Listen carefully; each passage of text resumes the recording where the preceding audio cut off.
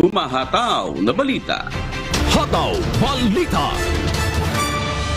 Pangulong Ferdinand Bongbong Marcos Jr. tutulak muli sa ibang bansa para dumalo sa ASEAN Gulf Cooperation Council Summit sa Saudi Arabia sa Oktubre. Hataw Balita.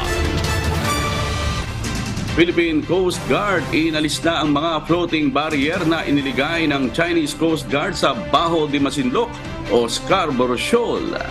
Hataw Balita. 125 million pesos na confidential funds ng tanggapan ni Vice President Sara Duterte ginugol umano sa loob ng 11 araw noong 2022 batay sa Commission on Audit Report. Hataw Balita. House Speaker Martin Romualdez pinagbibitiw na sa pwesto si Office for Transportation Security Chief Mau Aplasca dahil sa umano'y kabiguan nitong solusyonan ang mga iligal na aktibidad ng security personnel sa NAIA. Hataw Balita. Presyo ng mga produktong petrolyo bahagyang bababa ngayong araw ng Martes. Hataw Balita. At panukalang batas na magbibigay ng cash gift sa edad 80 at 90 anyos, aprobado na ng Senado. Hataw Balita. Una sa ating mga humahataw na balita. Inalis na ng Philippine Coast Guard o PCG ang mga floating barrier na iniligay ng Chinese Coast Guard sa Bajo de Masinloc o Scarborough Shoal. Sa video na inilabas ng ahensya, makikita ang pagputol ng PCG sa lubid na nakakabit sa bahagi ng floating barrier. Kinuha rin ito ang angkla sa ilalim ng barrier. Ayon sa PCG, delikado ang mga boyang pangharang sa mga naglalayag at labag ito sa international law. Nakaapekto din anila ito sa hanap buhay ng mga Pilipinong mangingisda. Git ng PCG, batay sa 2016 Arbitral Award, ang Bajo de Masinloc ay traditional fishing ground ng Pilipinas. Ang ganitong mga hakbang din anila ng China sa lugar ay labag sa soberanya ng ating bansa. Hataw Balita. Ibinunyag sa plenary debates ng Kamara para sa 2024 proposed budget ng Commission on Audit o COA na ginugol sa loob ng 11 araw ang 125 billion pesos na confidential funds ng tanggapan ni Vice President Sara Duterte noong 2022. Kaiba ito sa naunang ulat na nagsabing ginamit ito sa loob ng 19 na araw. Tumutukoy ang confidential funds sa pondo na ginagamit para sa pagsubaybay sa mga civilian government agencies upang suportahan ang kanilang mandato o operasyon. Inilabas ang impormasyon ni COA budget sponsor at House Committee on Appropriation Senior Vice Chairperson na si Marikina City 2nd District Representative Stella Kimbo. Pakinggan po natin ang kanyang pahayag. Madam Speaker, ang totoo po ay nagulat din po ako nung mabasa ko ang mga balita na tila nagastos po sa loob ng 19 days at tinanong ko po ang COA at tinignan ko po ang mga iba't ibang mga reports. Pero hindi po ito nagastos sa loob ng 19 days kung hindi 11 days po. Itinanong naman ni House Deputy Minority Leader at ACT Teachers Party List Representative Franz Castro kung bakit kamakailan lang na audit ng COA ang 125 million pesos na confidential funds ng OBP. Sinabi ng budget sponsor na ito ay dahil sa kakulangan ng tauhan ng Intelligence and Confidential Funds Audit Office, ang COA unit na responsable sa pagsusuri ng confidential at intelligence funds o CIF. Inaasahan na matatapos ang final audit ng COA sa mga CIF ng lahat ng ahensya noong 2022 sa ika-15 ng Nobyembre 2023. So tinatambakan po sila ng sealed envelopes. Yan po ang katotohanan. At dahil na nga lang po na naging sumabog po ang katotohanan, sumabog ang issue na to nung budget hearing, ay saka lang talaga tinutukan talaga ng maigi ang issue na to. But yan ang katotohanan. Hataw Balita. 14 na grupo ang sumulat sa House of Representatives na humihiling na tanggalin ang Confidential at Intelligence Funds o CIF sa 2024 budget ng Office of the President at Office of the Vice President. Binubuo ang mga grupo mula sa sektor ng kalusugan, edukasyon, paggawa at kababaihan. Sa kanilang sulat, sinabi nito na hindi kailangan ng dalawang tanggapan ng napakalalaking CIF. Ang pagbibigay umano sa OP at OPBP na unlimited na kontrol sa pera ng mga taxpayer ay pagtataksil sa tiwala ng publiko. Kahit ng grupo, ang lump sum funds ay natural na nauuwi sa korupsyon at pang-aabuso dahil hindi umano ito dumadaan sa regular na auditing ng Commission on Audit. 4.5 billion pesos ang hinihinging budget ng OP para sa CIF ng tanggapan sa susunod na taon, habang 500 million pesos naman sa OBP. Hataw Balita. Pinagbibitiw ni House Speaker Martin Romualdez sa pwesto si Office for Transportation Security Chief Mau Aplasca. Kasunod ito na nag-viral na issue sa Ninoy Aquino International Airport o NAIA, kung saan inilagay sa bibig ng isang security officer ang umano'y ninakaw nitong $300 mula sa isang dayuhang pasahero. Ayon kay Romualdez, kung hindi magsusumite ng resignation si Aplasca, siya mismo ang haharang sa approval ng budget ng OTS. Bukas, September 27, didinggin ng Kamara ang budget ng OTS para sa susunod na taon. Ayon kay Romualdez, nakasasawa na ang mga issue ng nakawan at iba pang iligal na gawain sa NAIA na anyay responsibilidad ng mga opisyal ng OTS at Department of Transportation. Ayon kay Romualdez, dapat magsumiti na ng courtesy resignation si Aplasca upang bigyang daan ang overhaul sa ahensya. Hataw Balita. Itinanggi ng Philippine Health Insurance Corporation o PhilHealth na nakompromiso ang personal information ng mga miyembro kasunod ng nangyaring cyber security attack sa kanilang system noong Biyernes.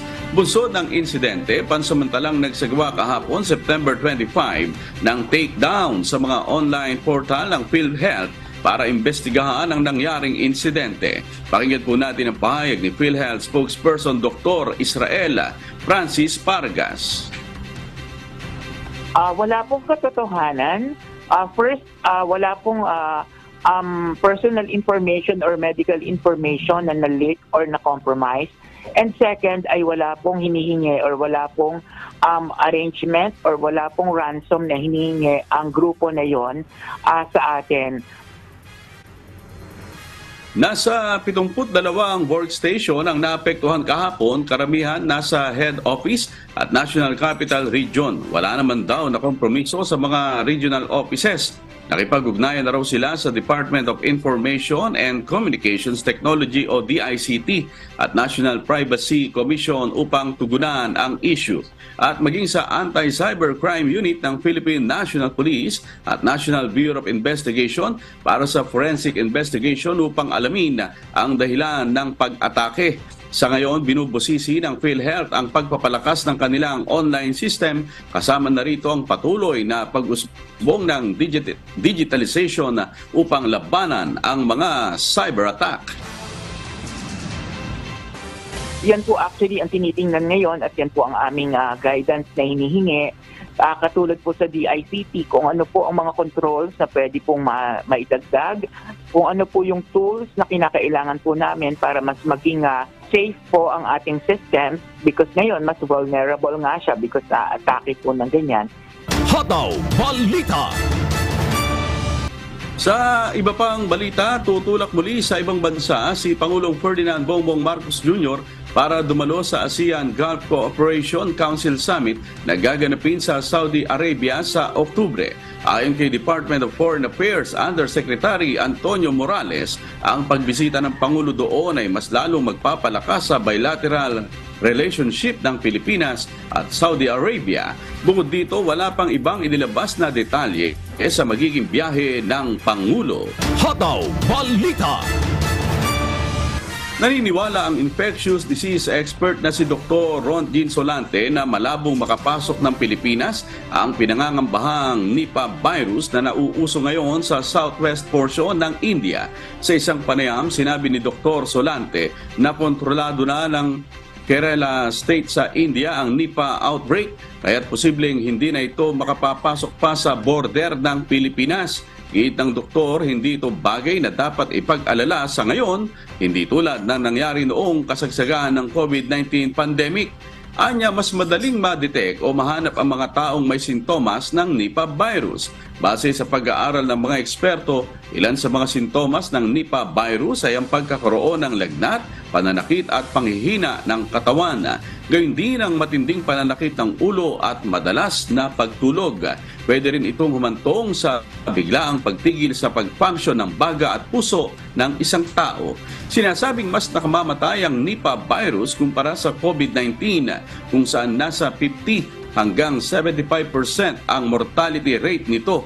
Ibig sabihin, 4 sa bawat 5 tinatamaan ng Nipah virus ay namamatay. Tiniyak naman ng Department of Health na may nakahanda ng surveillance system upang mapigilan ang posibleng pagpasok ng Nipah virus sa Pilipinas. Hotaw Balita. Iginiit ni Senate Committee on Women, Children, Family Relations and Gender Equality Chairperson Senator Risa Ontiveros na dapat dumalo sa gagawing Senate hearing si J. Renz Hilario o ang tinaguriang Senior Aguila ng Socorro Bayanihan Services Incorporated. Ayon kay Senator Ontiveros, dapat na harapin ni Hilario ang mga akusasyon laban sa kanya. Nauna nang sinabi ni Senior Aguila na naniniwala siyang dapat gawin ang investigasyon sa Sitio Capian sa Surigao del Norte dahil nandoon anyang issue at para isa-isa na ring matanong ang mga taga doon. Pakinggan po natin si Senator Risa Ontiveros. Ang punot dulo ng issue ay ang child sexual abuse. Pagwawalang bahala sa karapatan ng mga kababaihan at ng aming mga pamilya. Ang boses na mahalaga sa mga isyung ito ay ang mga biktima survivors. Si J. Renz ay pinatawag sa Senado, kaya siya ang dapat pumunta sa Senado. Gaya ng iba din na pinatawag namin sa Senado para harapin ang mga lehitimong issue. Hotaw Balita. Humihiling si Socorro Mayor Risa Rafon Cele Timkang ng dagdag na tauhan mula sa Philippine National Police o PNP at Armed Forces of the Philippines o AFP para sa kanilang bayan. Nais umano niyang masiguro ang seguridad sa Socorro, Surigao del Norte habang nakabinbin ang investigasyon laban sa umano'y kultong Socorro Bayanihan Services Incorporated o SBSI. Kasunod na rin ito ng isinagawang protesta ng mga miyembro ng organisasyon noong linggo September 24 at sa napipintong hearing ng Senado sa September 28 tungkol sa umano'y illegal na mga aktibidad ng grupo. Ayon pa kay Timkang, may real threat at imminent danger na nakaamba mula sa mga galit na miyembro ng SBSI. Nananawagan naman ng mayor sa mga lider ng organisasyon na hikayatin ng kanilang mga miyembro na sumunod sa batas. Hotaw Balita. Sa kumpirmasyon ni Justice Secretary Crispin Boying Remulla, ipinahayag na may natanggap siyang impormasyon ukol sa aligasyon ng pagpapadeport kay dating Philippine National Police Chief Rodolfo Azurin Jr. ng Immigration sa Canada. Gayunpaman, hindi pa ito opisyal o na-validate. Ang Bureau of Immigration ay wala pang impormasyon hinggil dito. Pakinggan po natin ang pahayag ni Justice Secretary Crispin Boying Remulla.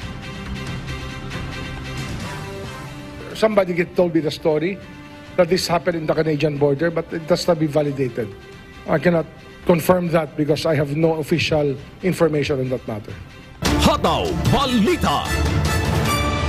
Sa paghahanda para sa Barangay at Sangguniang Kabataan Elections o BSKE sa susunod na buwan, tinukoy ng Philippine National Police o PNP ang 249 na barangay sa buong bansa na posibleng masasakop sa red category. Ayon kay PNP PIO Acting Chief Police Colonel Jean Fajardo, ang mga kasamang barangay ay karamihang matatagpuan sa Bangsamoro Autonomous Region, Region 8 o Eastern Visayas at Region 5 o Bicol Region. Pakinggan po natin ang kanyang pahayag. Pag pinagsama nyo na po yung tatlo o dalawang factors po under yellow and yellow and orange po, automatic po yan, mapapasama po yan sa red category. At pag yung areas po na yan ay nasama sa red category, ang COMELEC po ay may kapangyarihan para isailalim po under COMELEC control at ang mga areas po na yon. Samantala, naitala rin ng PNP ang 1,248 na barangay na maaaring isama sa orange designation at 1,100 naman ang kasama sa yellow category. Binigyang diin ni Colonel Fajardo na ang naturang mga datos na ito ay mula lamang sa PNP at ang impormasyon mula sa ibang puwersa ng seguridad tulad ng Armed Forces of the Philippines at ang Philippine Coast Guard ay hindi pa kasama sa ulat. Hataw Balita. Sinertipikahan ni Pangulong Ferdinand Bongbong Marcos Jr. bilang urgent ang Senate Bill 2221 o ang Magna Carta for Seafarers.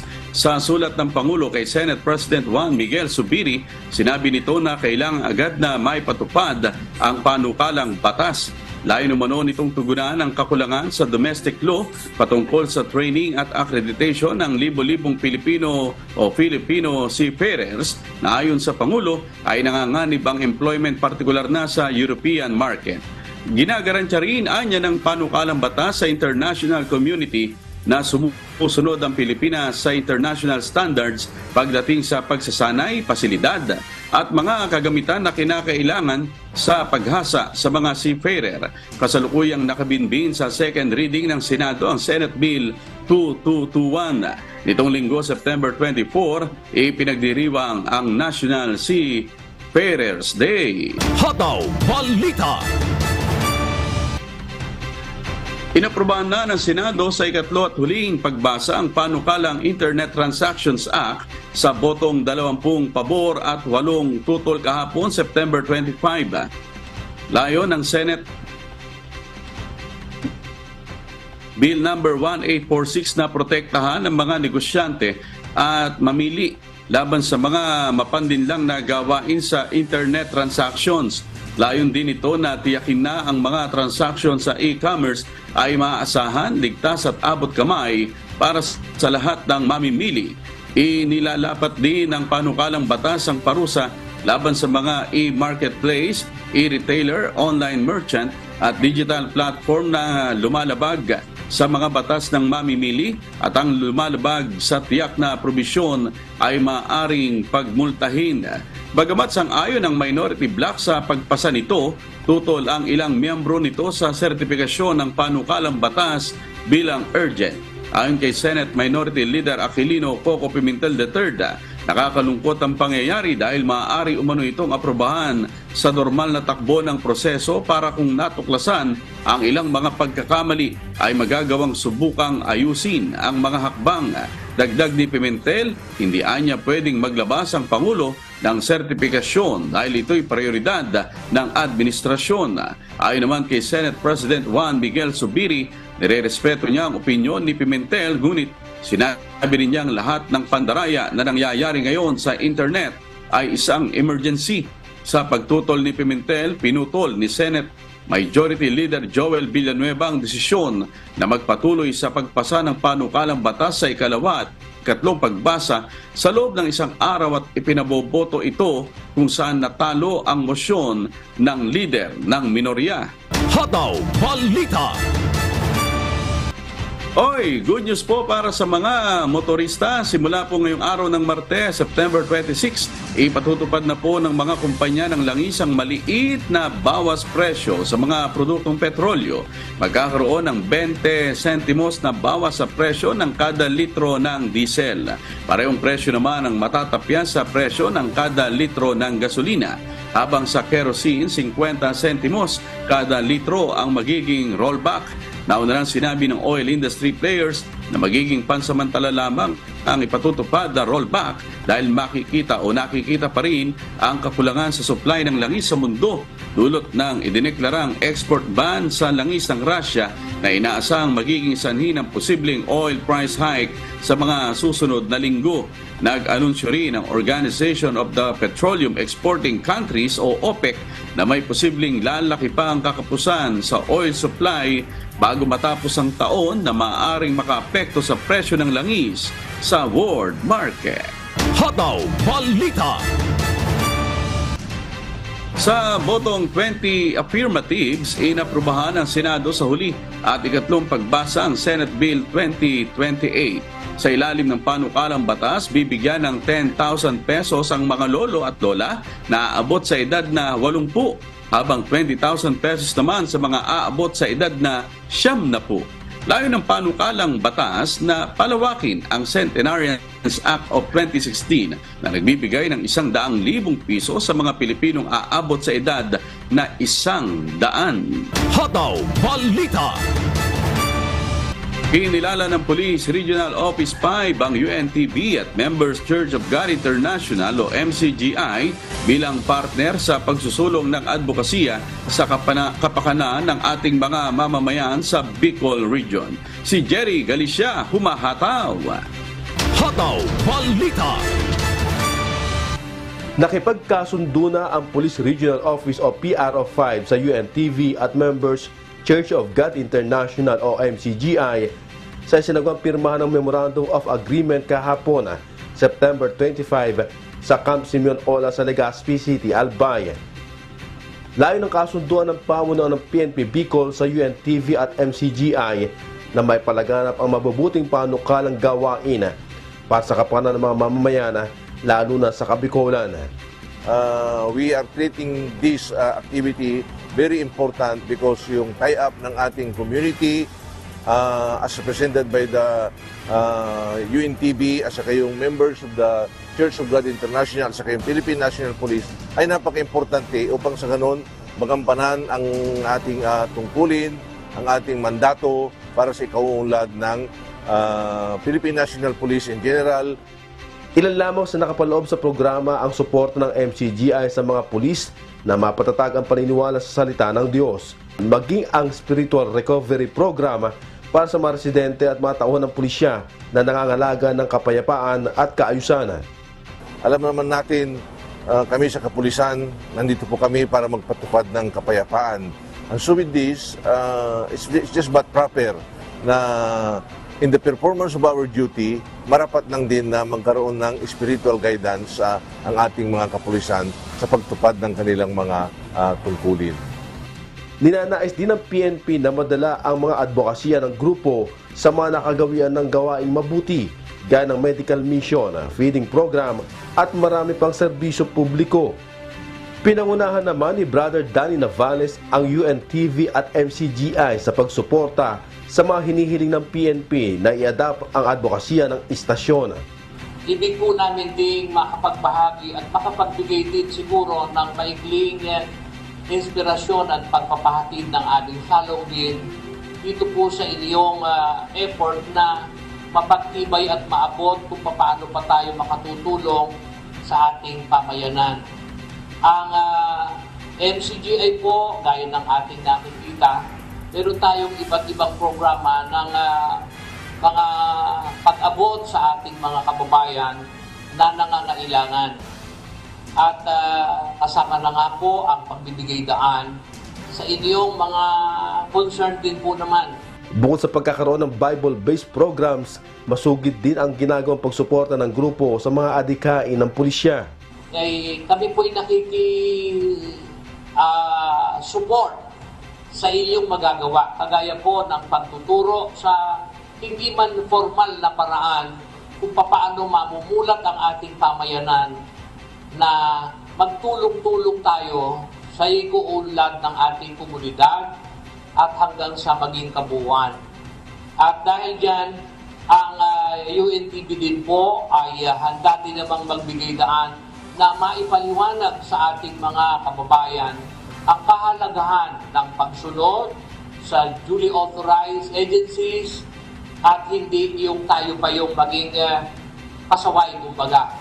Ilan sa mga highlight ng kasunduan ang pagkilala sa UNTV at MCGI bilang volunteer group sa Bicol, pagbibigay ng seguridad sa personel ng grupo at ang mas matinding kooperasyon upang mapigil ang kriminalidad sa rehiyon. Diyos ang aming sandigan, serbisyo publiko ang aming pinahahalagahan. Jerry Galicia, humahataw! Hataw Balita. Oras alas 5:36 na po ng umaga at sa pagpapatuloy ng Hataw Balita Pilipinas. Ipinagdiriwang ngayong buwan ng International Coastal Cleanup 2023 at National Cleanup Month na layong itaas ang kamalayan ng publiko patungkol sa lumalalang problema na polusyon sa ating mga karagatan. Nakisa naman dito ang UNTV sa pamamagitan ng Environmental Advocacy Campaign na Ocean Care Initiative, katuwang ang members Church of God International o MCGI Bible Readers at MCGI Cares kung saan isinagawa ang simultaneous cleanup drive sa Davao Region. Si Lucille Lloren, humahataw! Hataw Balita. Kilala ang Pilipinas sa mga nagagandahan nitong mga isla at karagatan. Sa katunayan, noong nakaraang taon, nasungkit ng ating bansa ang Asia's Leading Beach Destination Award sa World Travel Awards. At mula noong 2019 hanggang sa kasalukuyan, ang Pilipinas ang itinanghal na Asia's Leading Dive Destination sa prestihiyosong award-giving body. Pero sa likod ng mga parangal na ito, kasabay na tinagurian ng Pilipinas bilang isa sa world biggest ocean polluter. Noong 2019, ang Pilipinas ang responsable sa pinakamalaking bahagi ng ocean plastic waste sa buong mundo na umabot sa 36.38%. Malaking epekto ito sa ating marine ecosystem na kung hindi mapipigilan ay posibleng magdulot ng mas malalang problema sa hinaharap. Kabilang narito ang pagkasawi ng mas maraming marine species. Noong 2019, isang pygmy sperm whale ang natagpuang patay sa coastal area ng isang barangay sa Davao City.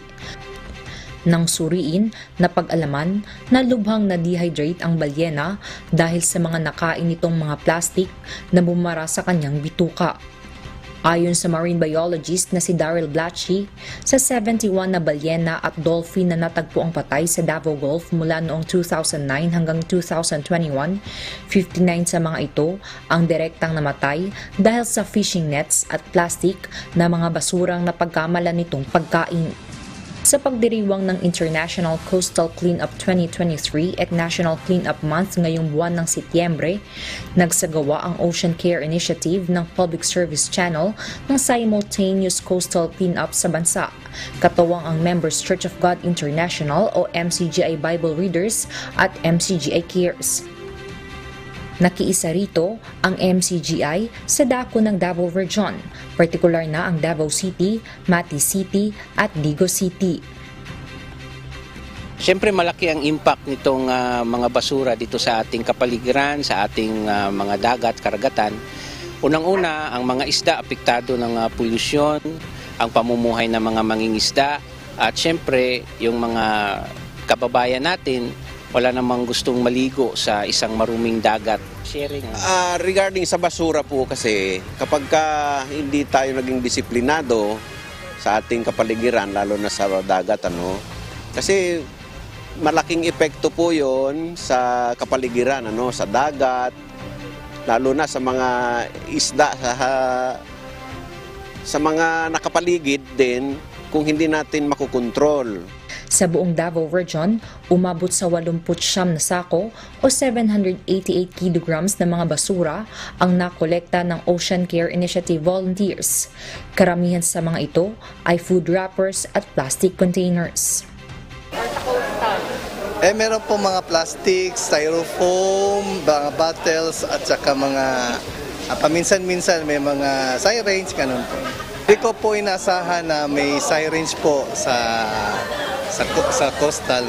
Yun po kasi hindi basta-basta itinatapon. Ano po yung mga daming mga napkin, diaper. Ang Pilipinas ang isa sa world largest distributor ng mga basura, partikular na ng plastic waste na karamihan ay napupunta sa ating mga karagatan. Kaya naman, nararapat lang na magtulong-tulong tayong mga Pilipino sa paglilinis sa ating kapaligiran gaya ng pagsasagawa ng coastal cleanup. Pero bakit pa tayo maghihintay na makarating ang ating mga basura sa karagatan kung maaari naman nating umpisahan ang responsabling paglilinis sa ating kanya-kanyang tahanan? Ugaliin po natin na tayo ay disiplinado sa sarili nating bahay, sa ating pamumuhay. Dako kayo ako ang natun-an niini nga programaha tungod kay alang-alang sa ato ang mga kabatanunan o sa mga katawhan na mahinluan ang ato ang kadagatan. More like awakening of realization po na kailangan po talaga nating magtulungan na maglinis para sa ating kalikasan at para naman po sa ating future. Bukod sa Pilipinas, isinagawa rin ang simultaneous coastal cleanup drive sa ibayong dagat. Kami ay nakikisa sa 2023 International Coastal Cleanup Day. Milyong salamat sa Diyos!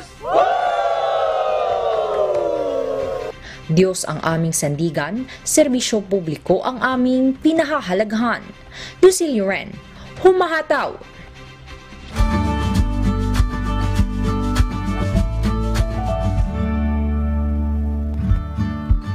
Alamin naman po natin ang magiging lagay ng panahon sa iba't ibang bahagi ng bansa ngayong araw ng Martes. Panoorin po natin ang update mula sa Philippine Weather Bureau Pag-asa.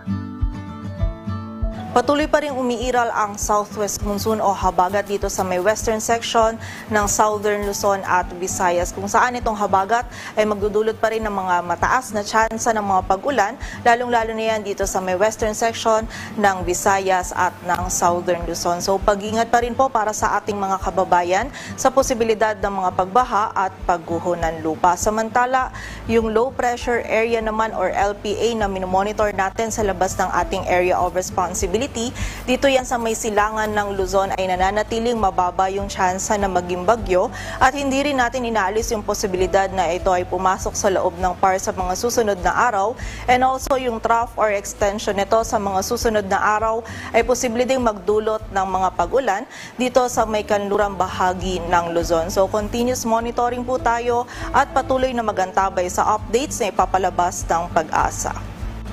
At para nga sa magiging lagay ng panahon ngayong araw ng Martes, maulap na kalangitan at mga kalat-kalat na pagulan pa rin ang mararanasan dito sa bahagi ng Mimaropa, dulot yan ng habagat. Samantala, dito naman sa Metro Manila, maging sa nalalabing bahagi pa ng Luzon, ay magiging bahagyang maulap hanggang maulap yung kalangitan.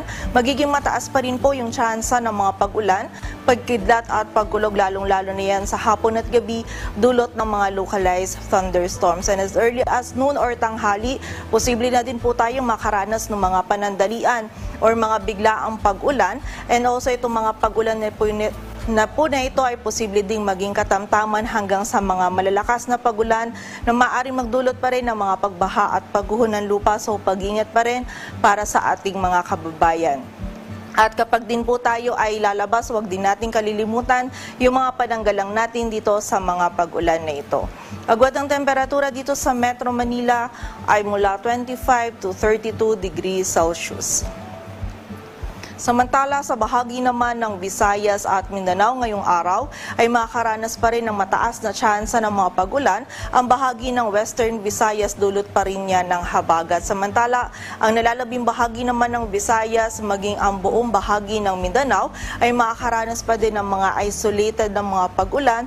Dulot pa rin yan ng mga localized thunderstorms. Ang ating mga regional offices ay nagpapalabas ng mga thunderstorm advisories or mga babala ukol sa mga pag-ulan na ito.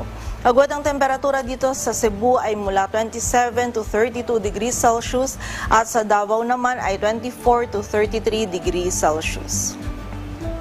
At para naman sa lagay ng dagat baybayin ng ating bansa, wala tayong nataas na gale warning kaya malayang makapalaot yung mga kababayan nating mga ngisda, pati na rin yung may mga maliliit na sasakyang pandagat. Dito sa Metro Manila, ang araw ay sisikat mamayang 5:45 ng umaga at lulubog mamayang 5:50 ng hapon. Yan po si Grace Castañeda, weather specialist ng Pag-asa. Tandaan, sa bawat araw na ating nasisilayan, tayo magpasalamat sa Diyos na may lalang. Hataw Balita. Naaresto ng Bacoor City Police ang 4 na suspect na humihingi ng butaw sa mga pumapasadang baby bus sa Bacoor City, Cavite. Si Benedict Samson humahataw. Hataw Balita. Matapos na ireklamo ng Transport Group President at Operator ang umano'y panghihingi ng butaw sa bawat pumapasadang baby bus sa Bacoor City, Cavite, agad na nagsagawa ng entrapment operation ng Bacoor City Police at Cavite Provincial Intelligence Unit sa transport terminal sa isang mall sa lungsod nitong Sabado, September 23. Dito na aresto ang 4 na sospek na sangkot sa iligal na gawain. Nasabat sa mga ito ang may 10,000 pesos sa salapi, booklet na may listahan ng bus body numbers, ballpen at cellular phones. Ayon sa Bacoor City Police, nananakot umano ang mga sospek na kung hindi magbibigay ng 100 pisong butaw kada isang baby bus na bumabiyahe, ay ipahuhuli sila sa Bacoor City Traffic Management Department. Sa ngayon ay nasa kustodiya na ng Bacoor City Police ang mga naarestong sospek na maharap sa kasong robbery extortion. Diyos ang aming sandigan, serbisyo publiko ang aming pinahahalagahan. Mula rito sa Cavite, Benedict Samson, humahataw. Hataw Balita. Ganap nang natapos ang pagtatayo ng Balay Silangan Center na isang reformatory rehabilitation center para sa mga nalulong sa ipinagbabawal na gamot sa Zamboanga City. Si Pe Gayapa, humahataw. Hataw Balita. Malapit nang buksan sa publiko ang Bahay Silangan Center sa Pasunangka, Zamboanga City matapos na makumpleto ang pagtatayo nito. Nakalaan ang nasabing pasilidad bilang drug reformatory at rehabilitation building na nagkakahalaga ng 10 milyong piso at may 26 bed capacity. Sinuri ng City Anti-Drug Abuse Council Oversight Committee kahapon, September 25 ang proyekto at umaasang mapalalakas nito ang drug reformation program ng lungsod. Sa kasalukuyan, nagsasagawa na ng mga hakbang bilang pasimula ng pagpapaganda ng lugar at iba pang preparasyon upang maging fully operational na ito. Kinuha ang pondo para sa nasabing pasilidad sa 2021 executive budget ng lungsod. Tinitingnan ang Balay Silangan bilang isang alternatibong paraan upang harapin ang pagtigil sa paggamit ng ipinagbabawal na gamot at tulungan ang mga drug offender na makapagbagong buhay. Diyos ang aming sandigan, serbisyo publiko ang aming pinahahalagahan. Mula rito sa Zamboanga City, Fe Gayapa, humahataw. Hataw Balita. Isinusulong ngayon ng Department of Health ang advokasiyang Rabies-Free Central Luzon bilang pakikisa sa paggunita ng World Rabies Day sa ika-28 ng Setyembre. Si Danny Munar, humahataw. Hataw Balita. Sa datos ng Department of Health o DOH Central Luzon, umabot na sa mahigit 132,000 ang nagkasakit ng rabies sa rehiyon, habang 28 naman ang naitalang namatay. Kaya naman dahil sa nakakaalarmang pagtaas ng kaso, ipiniliwanag ni DOH Central Luzon Center for Health Development Medical Officer Tri Angelica Joy Diaz ang mga dapat gawin ng taong nakagat ng hayop na posibleng may rabies. Una, kinakailangang isagawa ang local wound care o ang paghuhugas agad ng sugat gamit ang sabon at malinis na daloy ng tubig sa loob ng 10 minuto. Agad ipakonsulta sa pinakamalapit na ospital, health center o animal bite treatment center kung saan ang doktor ang magpapasya kung kailangan bakunahan ang nakagat at kung anong klaseng bakuna ang gagamitin upang maagapan ang impeksyon. Meron anyang paunang lunas laban sa rabies na ibinibigay sa mga taong nakagat ng hayop na tinatawag na post-exposure prophylaxis. Dito dapat makakuha ng 3 hanggang 4 na dosis ng bakuna ang pasyente at mahalaga na makumpleto ang buong sesyon ng bakuna upang masabing protektado. Samantala, para naman sa mga bata, dapat ding ipaalala sa kanila na kailangan agad isabihin ang pangyayari sa kanilang magulang, tagapag-alaga o guro upang mabigyan ng agarang lunas. Binigyan din ni Diaz na iwasan ang sumangguni sa albularyo, gayon din ang paglalagay ng barya o bawang sa sugat at pagsipsip kung saan nakagat. Ang rabies ay isang virus na nakukuha sa laway ng aso, pusa, daga at iba pang hayop. Naipapasa ito sa tao sa pamamagitan ng kagat, kalmot o pagdila sa sugat. Maaari din itong makuha sa pamamagitan ng organ transplant sa taong namatay sa rabies at pagkain ng hilaw na karni ng hayop na may rabies. Panawagan ng DOH sa mga may-ari ng hayop na pabakunahan ang kanilang mga alaga kontra rabies, gayon din ang pagiging responsable at huwag hayaang gumala ang mga ito sa kalsada. Sa ngayon, patuloy ang pagbibigay ng kagawaran ng pagsasanay at health education sa mga lokal na pamahalaan sa gitnang Luzon upang malabanan ang nasabing sakit. Diyos ang aming sandigan, serbisyo publiko ang aming pinahahalagahan. Danny Monar, humahataw! Hataw Balita! Nagsagawa ang Civil Service Commission Region 5 ng Painting Contest bilang bahagi ng pagdiriwang ng ika-123 anibersaryo ng Philippine Civil Service. Niluhukan ito ng mga public servant mula sa iba't ibang ahensya ng gobyerno. Si Francis Atento, humahataw! Hataw Balita! Nagwagi ang ipininta ng guro mula sa Catanduanes National High School na si Noel Villanueva sa kauna-unahang Civil Service Commission Regional Office 5 Painting Contest na ginanap sa siyudad ng Legazpi. Bahagi ito ng pagdiriwang ng ika-123 anibersaryo ng Philippine Civil Service na may temang Public Service in the Next Decade. Yung public service in the next decade. Ang civil service po kaya ang overarching theme ta po, 10-year po ini na theme. Iyo po ini public service in the next decade. Showcase na po ang resilience, agility, and this year po dynamism. Layunin ng nasabing aktibidad na maipakita ang talento ng mga Bicolano civil servants pagdating sa pagpipinta. Ang objective na po kayo, since this is part of the 123rd Philippine Civil Service Anniversary, gusto naman pong i-showcase ang talents kang Bicolano civil servants. Bako lang po sa pagtauning serbisyo publiko, as in maipahiling man ang sayindang talent sa pagpinta. Sa siyam na nagsilahok mula sa iba't ibang ahensya ng gobyerno, ang obra ni Noel na may titulong Kape ang nagkamit ng unang pwesto. Nag-uwi naman ng ikalawang pwesto ang The Last Paper ni Princess Ezra Carulo ng Tabaco Water District at ng ikatlong pwesto ang Para sa Bayan ni Attorney John Eric Tizon ng Department of Environment and Natural Resources EMB Region 5. Nagpaabot ang guro ng mensahe para sa mga kapwa nitong guro na huwag mapagod sa pagganap ng kanilang tungkulin. Sa mga katulad kong teacher, huwag lang tayong mapapagod, no? Kasi siguro nandiyan naman yung gobyerno, nandiyan naman yung government, ginagawa naman nila lahat, no? So sabi nga sa team, public servant in the next decade. So siguro mas maganda yung patutunguhan. Kaya huwag tayong mapagod, humanap tayo ng inspirasyon sa ating pagtuturo, hindi lang sa arts. Halimbawa sa akin, humanap ako ng inspirasyon.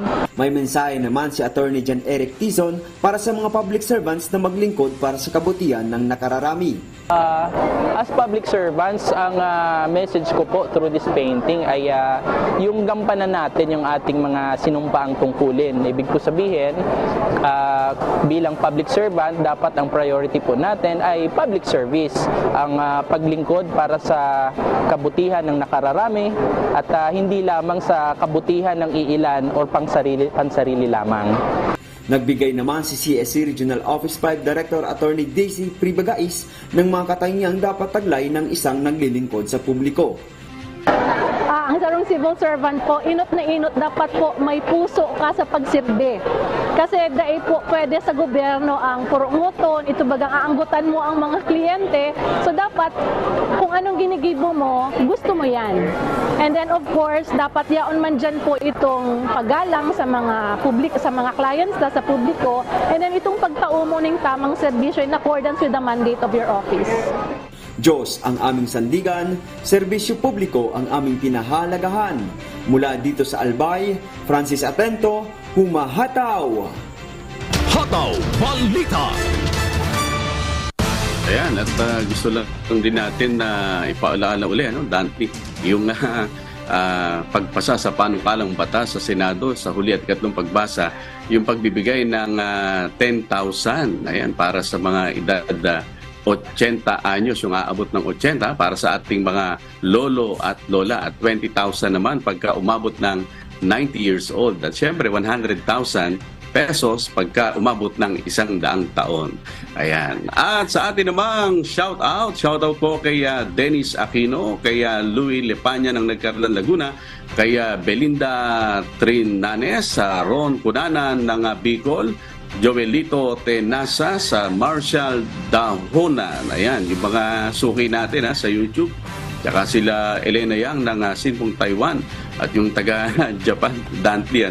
Sa ating Facebook, si Rogelio Patinga, Vicente Atanasio Jr., Rabenal De Castro. At siyempre, yung mga tumututok po sa atin sa iba't ibang panig ng mundo, ganun din sa mga tagapakinig ng Hataw Balita Pilipinas sa Radyo La Verdad 1350. At day 12 na po tayo sa nagpapatuloy na mass indoctrination ng MCGI. Mamaya pong muli, alas 7 ng gabi Philippine Standard Time sa official MCGI social media accounts. Kabilang po ang MCGI channel, ang official YouTube channel ng Members Church of God International. Patuloy rin po namin kayong inaayayahan na makiisa sa Global Prayer for Humanity tuwing Lunes hanggang Biyernes alas 9:30 ng gabi. Ito po ay nakastream ng live sa lahat ng MCGI social media accounts. Ang Global Prayer for Humanity ay bukas po sa lahat, anuman ang inyong relihiyon o lahi.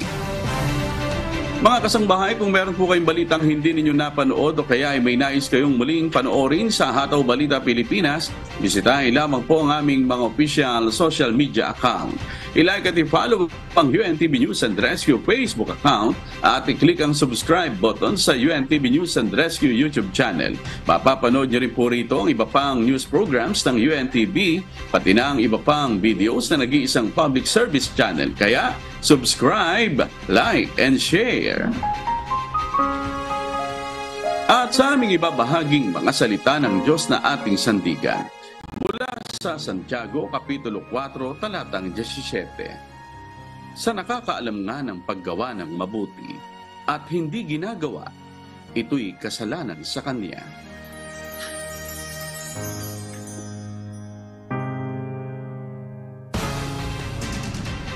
At yan pong mga humahataw na balita ngayong umaga ng Martes, ika-26 sa buwan ng Setyembre 2023. Sa ngalan po ng lahat ng bumubuo ng UNTV News and Rescue at ng UNTV Radyo La Verdad 1350 ng ating mga correspondent mula Luzon, Visayas at Mindanao. Ako